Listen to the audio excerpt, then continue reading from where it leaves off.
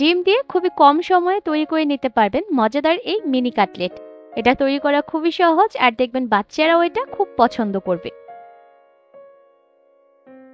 Cutlet তৈরি করার জন্য আমি আগে থেকে ২টা ডিম আর ২টা আলু সিদ্ধ করে নিয়েছি। এবার একটা গ্রেটার দিয়ে ডিম আর আলুগুলোকে গ্রেট করে নিচ্ছি। চাইলে আপনারা হাতের সাহায্যেও একটু চটকে মাখিয়ে নিতে পারেন, তবে এভাবে করে গ্রেট করে নিলে ডিম আর আলুর কোনো আস্ত দানা থাকবে না, কাটলেটগুলো তৈরি করতে সুবিধা হবে। এবার প্রথমেই এর মধ্যে দিয়েছি ২ টেবিল চামচ পেঁয়াজ কুচি, 1/4 চা চামচ লবণ, হলুদের গুঁড়া দিয়েছি 1/4 চা চামচ, মরিচের গুঁড়া দিয়েছি 1 চা চামচ, জিরার গুঁড়া দিয়েছি আধা চা চামচ, গরম মশলার গুঁড়া দিয়েছি 1/4 চা চামচ, আর সবশেষে এর মধ্যে দিয়েছি 2 টেবিল চামচ টোস্ট বিস্কিটের গুঁড়া। এবার সবকিছুকে ভালোভাবে চটকে মাখিয়ে নিচ্ছি। ভালোভাবে মাখিয়ে নেওয়া হয়ে গেলে এবার হাত দুইটাকে পরিষ্কার করে নিয়েছি। হাতের মধ্যে অল্প একটু মিশ্রণ নিয়ে এভাবে ছোট মিনি কাটলেটের শেপ করে দিচ্ছি।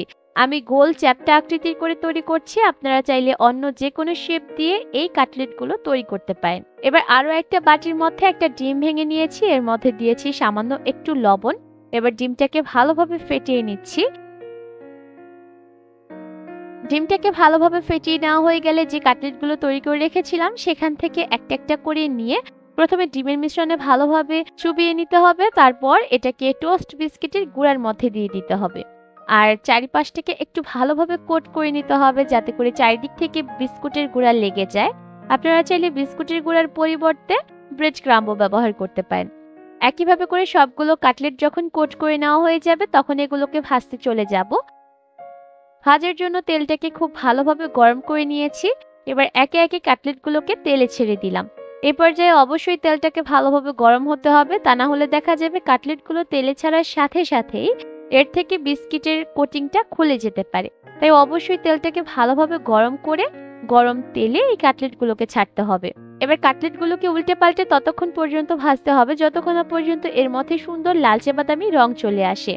চুলার আঁচ মিডিয়াম হাই হিটে রেখে এই কাটলেটগুলোকে ভেজে নিতে আমার প্রায় 4 মিনিটের মতো সময় লেগেছে। এবার এই কাটলেটগুলোকে চুলা থেকে নামিয়ে নিচ্ছি। খুব সহজে অল্প কিছু উপকরণ দিয়ে আর খুবই কম সময়ে এই কাটলেটগুলো তৈরি করা যায়, আর এটা বাচ্চারাও দেখবেন খুব পছন্দ করে খাবে। আশা করছি আজকের এই সিম্পল রেসিপি আপনাদের কাছে ভালো লেগেছে। বিদায় নিচ্ছি আজ। আল্লাহ হাফেজ।